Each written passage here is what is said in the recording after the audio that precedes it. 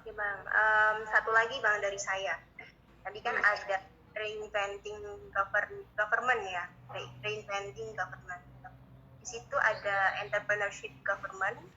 Jadi barangkali apakah ini istilahnya sama dengan enterprising government?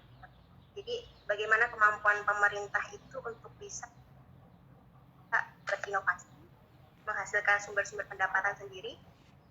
Ya ini kita bicara harapan gitu Bang, optimisme. Jadi kita kan udah dari tadi ngomongin permasalahan, konflik yang belum kunjung selesai. Kira-kira kalau dengan teori ini, enterprising government, apakah bisa mewujudkan satu pemerintahan yang punya layanan publik yang baik? Gini, reinventing government itu, kan tadi saya katakan ada 10 poin ya. 10 poinnya. Pertama, itu penjelas subjudul bukunya itu entrepreneurship government. Nah, entrepreneurship itu pengertian dasarnya bukan entrepreneur. Kan awam suka menjelaskan, memahami entrepreneur itu adalah orang yang berbisnis kan. Bukan itu pengertiannya. Seorang pegawai juga bisa menjadi seorang entrepreneur. Jadi pengertian dasar dari entrepreneur itu adalah di buku itu dijelasin juga. Itu adalah orang atau sikap untuk selalu melakukan peningkatan, mencari inovasi. Pokoknya setiap hari itu harus ada peningkatan. Itu yang disebut dengan jiwa entrepreneur. Jadi bukan jiwa entrepreneur itu jiwa orang berbisnis, bukan begitu. Jadi orang yang selalu ingin mendapatkan suatu hasil yang lebih baik dari hari ke hari. Ya. Nah, balik ke tadi, apakah sama? Ya sama memang. Nah, salah satu poinnya adalah enterprise government. Jadi pemerintah itu, kata Osborne dan Ted Gabler, itu tidak melulu jadi cost center, tidak melulu mengeluarkan biaya, tetapi bisa juga menghasilkan sesuatu. Ya, jadi memang sekarang itu trennya begitu. Tapi yang jadi soal nih ya, saya lihat kalau di Indonesia lagi-lagi suka salah kaprah. Ya, kalau umpamanya semuanya diuangin, kemudian pemerintah tidak berbeda dari swasta. Di mana-mana rakyat harus beli, harus belanja, harus beli gitu kan, servis pemerintah harus beli, repot kalau kayak gitu. Nah sekarang kan kejadian lagi nih di COVID ini. Kita utang kita naik, ya kan?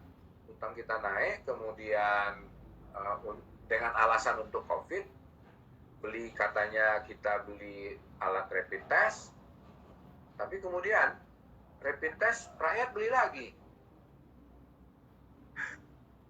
ya kan? Nah itu lebih hancur lagi itu, gitu loh. Harusnya kan gratis, gitu. Nah itu maksud saya. Tetapi memang ada kan kalau di Indonesia itu ada yang namanya BNPB ya, PNBP maksudnya, PNBP pendapatan negara bukan pajak, PNBP. Nah itu maksudnya, itu konsepnya tuh.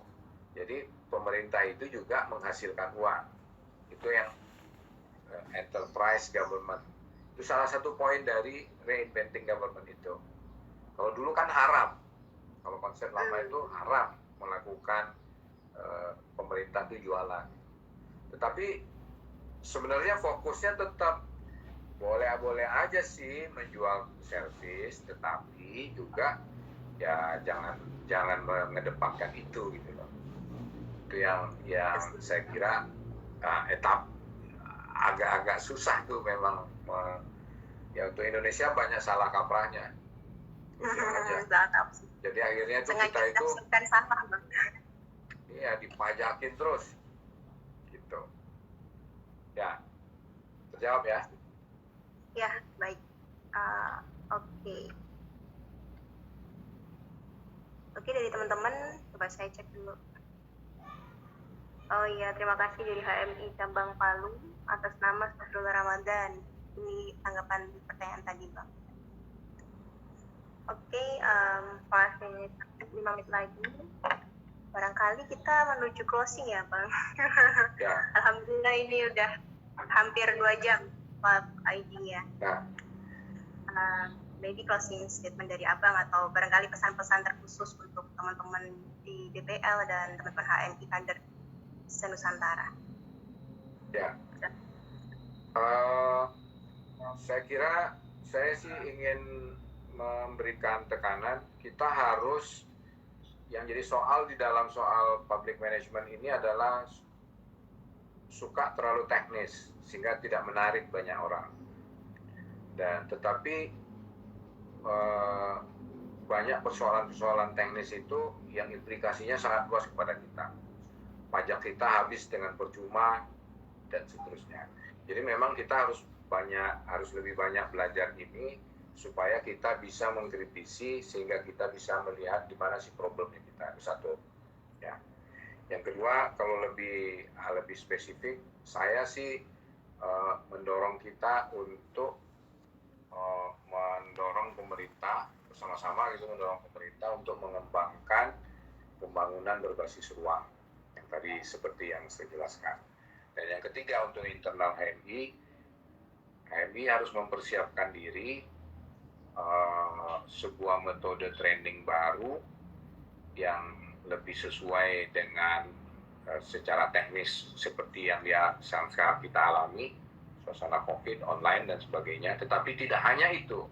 Yang lebih penting lagi adalah mempersiapkan kader-kader, mempersiapkan metode pelatihan, pengembangan kader yang lebih mampu menjawab tantangan masa depan, yaitu tantangan sekitar 2000, katakanlah tantangan 2050, di mana di situ banyak profesi akan hilang. Dan profesi pada masa itu, masa pakainya semakin singkat, mungkin 5 atau 10 tahun saja. Jadi setiap 10 tahun kita ganti profesi. Nah itu kan yang diperlukan adalah karakter yang berbeda. Jadi penekanannya tidak pada membina profesi, tetapi adalah membina karakter sehingga kita mampu belajar sendiri. Nah itu kan beda ya. Mampu belajar sendiri, siap dengan berbagai perubahan, nyaman dengan perubahan-perubahan. Itu saja saya kira. Ya. Oke, baik. Terima kasih banyak Abang Matt untuk waktunya 2 jam ini. Saya kira kita ada selisih waktu 2 jam ya Bang antara Indonesia dengan Tokyo. Sangat larut sekali di sana Bang. Mohon maaf mengganggu waktu istirahatnya ya, Bang. Saya biasa juga belum tidur kok jam segini. Semoga bisa disambung lagi Bang. Saya juga terima kasih dikasih kesempatan untuk, udah lama sebenarnya saya tidak diundang oleh HMI. Dan terima kasih karena ini kadang-kadang kita kangen juga yang begini. Iya. Mohon maaf kalau ada yang kurang berkenan, kalau mungkin tidak sesuai dengan harapan, atau ada kata-kata yang kurang tepat dan sebagainya. Ya, terima kasih sekali lagi. Assalamualaikum warahmatullahi wabarakatuh. Waalaikumsalam warahmatullahi wabarakatuh.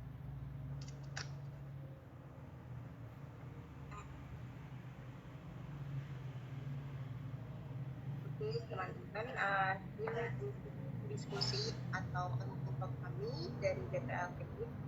Sampai jumpa lagi di online website selanjutnya. Stay tune ya, jadi kita bakal update tema dan itu sesuai dengan fenomena yang terjadi hari ini.